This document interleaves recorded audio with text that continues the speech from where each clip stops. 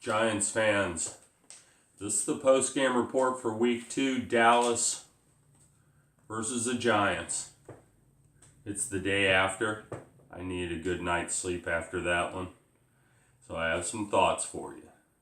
You're watching True Blue Review. To start with, of course, I always have my tin can and beer.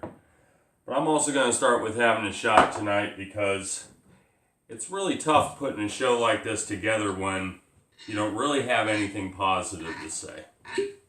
So, here's to you. Here's to hoping we have a better season than last year. So, down at the hatch.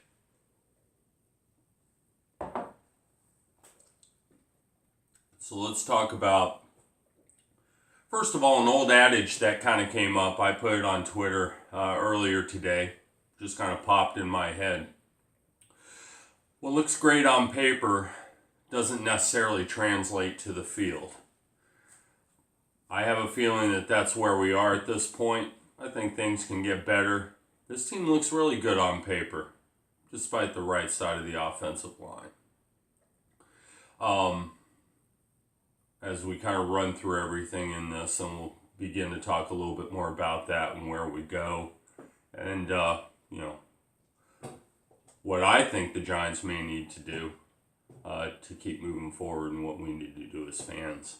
To start with, it was a complete defensive onslaught by the Dallas Cowboys, felt mostly by Eli Manning. There were 6 sacks on Manning, 8 hits on Manning, and a whole lot of hurries. So why don't we run into some of the numbers first, and let's talk about what I felt like the necessary element of stopping Dallas was, and that was to contain Dak Prescott, and that was to minimize any extensive rushing by Zeke Elliott. So, in reference to passing, Dak Prescott was 16 for 25, and he had 160 yards, 1 touchdown. Now, let's not forget, 65 of those yards was the third play of the game to Tavon Austin, or Tavon, however it's pronounced. So really, he held him to under 100 yards despite one big play. But that one big play was a killer. And I think it somewhat shook up the Giants, at least the coaching staff, offensive coordinator, Mike Shula, and maybe it changed up their play schedule a little bit. That remains to be seen. But the other thing with Dak Prescott was to contain him. Okay? And I don't think that was done so well. It's definitely difficult to contain him. Little first downs here. His longest rush was 15 yards. He had 45 yards rushing. He could have had more. He was minimally contained, but like I said, when you've got that 3, 4, and 5 yards on third down, that's when you have to, expect that he's going to somehow make his way out of the pocket. We can talk about pressure by the Giants defense a little later in reference to that. Zeke Elliott, 17 rushes for 78 yards. Okay, you contain him. He had 1 touchdown. It was a short run. His longest run was 19 yards. So that objective was actually attained. Tavon Austin, again, that third play of the game, 65 yards. That was a big deal. It really was, and good on him. They got away with one. Thought Janoris Jenkins played way too close to the line, and he just blew him right off the line. Typically, he's going to give him a 5-yard cushion so he can get his own speed up, and he was right up on him. And, he just burned him right off the bat. So let's talk about the Giants real quick and some of the stats on them. Eli Manning was 33 of 44 for 279 yards. Over 100 yards was just the fourth quarter. Obviously, there was a little bit more of a sense of urgency. And they had 2 quarterback sneaks for first downs. Ooh, woohoo. That's great. There were a lot of checkdowns by Eli. A lot of checkdowns. Now, I mean, you're limited to what you can see on TV. And, but from what I'm understanding, there were some open receivers downfield.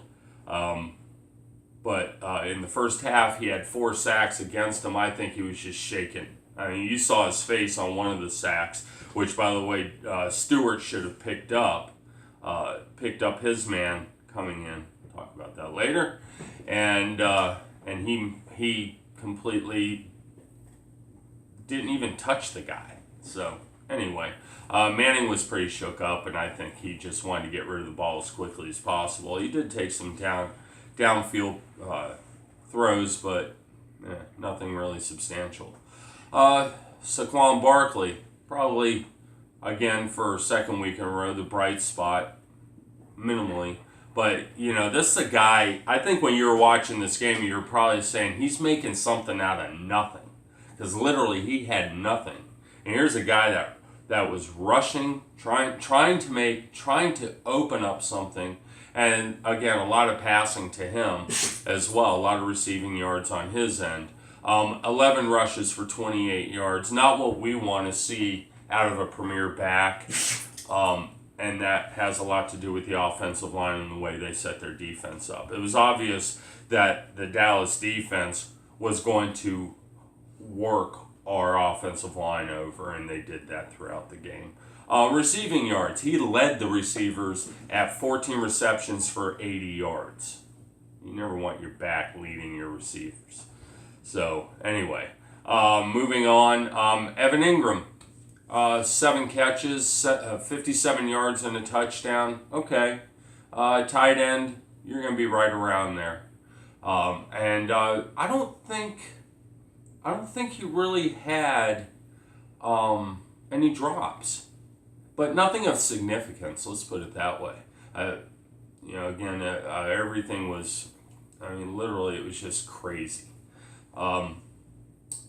Odell, this is your premier guy. This is the guy that's making all the money. 4 receptions, 51 yards. That's unacceptable. And I don't put that on Odell as much as I put it on Eli.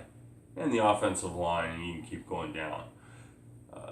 But Eli's got to find a way to get that ball. And the offensive coordinators have got to set up plays in order to key on him. I can't believe that he wasn't open downfield throughout the game. Okay. So, like I said, it's just too many checkdowns on Eli's part. He looks scared. I think, it wouldn't surprise me if he had also retired at halftime like the guy from Buffalo. I can't remember his name. Again, offensive line, tight ends, and backs. And I said in the pregame, I said, don't be surprised if you see Shane Smith back there doing some blocking to help Eli out. Oh, they definitely put him in, but he didn't hit a block. Are they not practicing this? Are they not practicing? That boy he's big enough to put a block in somewhere to stop somebody. I don't understand it. So, that was definitely an issue. Like I said, 6 sacks and 8 hits on Manning is going to shake him up. There are a lot of people on social media that are blasting Manning, and I think to some degree rightfully so. If you're going to be there, you better stand in there. And again, I think we're starting to see his lack of mobility is hurting him. It really is. And it's hurting the team in a sense too. He's running out of the pocket a little bit, and he finally, I think for the rest of the year, he ought to be in shotgun. But defense put no pressure on Dak Prescott. There were no sacks, no turnovers. The only turnover was the typical Eli fumble. But on our part, defense, yeah, the objective was to keep Zeke relatively, under 100 yards. I think that's fair to ask. And contain Dak Prescott. But, I mean, you've got to apply more pressure. They never got to him. Some thoughts on last night and where we are this year at this point. Again, this is going to get really old saying this, but we've made a lot of changes on this team. And also, I think it's necessary to say that during preseason games, that's part of the problem with the way they run preseason games. Everybody's so concerned about being hurt that you have a first team out there playing together for 15 minutes. And that's it. A dozen plays. Huh? Maybe? Not even that much? So preseason's almost becoming irrelevant to the first team. So your first 2 games, maybe even first 4 games, you're trying to put this thing together. I started to think maybe Gettleman just made too many moves. I mean, I know he wanted to shake this team up and he wanted to revamp this team for the long haul. But you're making moves all the way up to days before the 53-man roster has to be cut down. I mean, yeah, you can use that time, but you end up with Kalen Clay that you're pulling off of waivers at the last minute. Ineffective. So here we are in this situation now where we're 0-2. The only positive side of being 0-2 is the fact that everybody else in the NFC East is 1-1. We're really not that far out of this if we can pull this thing together. And, that's going to start next week. So a couple of injuries, and this is significant. John Halapio, he's got a broken ankle, fractured ankle, whatever. He's out for the season. So they're going to put John Greco in his place, apparently. And Eli Apple went out early, too, with a groin injury. So, I don't know. There's a lot to think about as a Giants fan, but you got to stay in for the long haul. You really do. I mean, all summer long, throughout the draft, everybody was talking about Saquon Barkley, how great it is to have him. Now everybody's saying, well, we should have picked a quarterback. Well, you know what? Maybe we shouldn't have got rid of Davis Webb. Okay? I mean, Alex Tanney is our backup. He's a lifelong journeyman. Maybe he's got a little bit in him. But, now all of a sudden, at least I'm speaking in the way of what I'm reading in social media, everybody's saying, well, let's dump the season and get a quarterback and this and that and so on and so on. I say put your best foot forward and try and salvage this season and make the best you can of it. Okay, there are going to be quarterbacks out there. And never know, maybe Alex Tanney is one of them.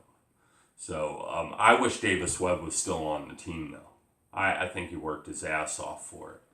And I had more confidence in him than a guy I don't know anything about. At least he was in the culture, So we play the Texans next week. I'm going to come with another cast at the end of the week talking about the Texans. I think we need to bury this game in the archives. Again, one more point to make. Got to score 20 points if you're going to even get close to winning in this league. And 13 points doesn't cut it. So, Texans next week, Giants fans. And chin up. Let's stick with our team. And thanks, Tin Cannon. That damn bullet bourbon is good. Big Blue Nova, I appreciate you from last night. And I'm out.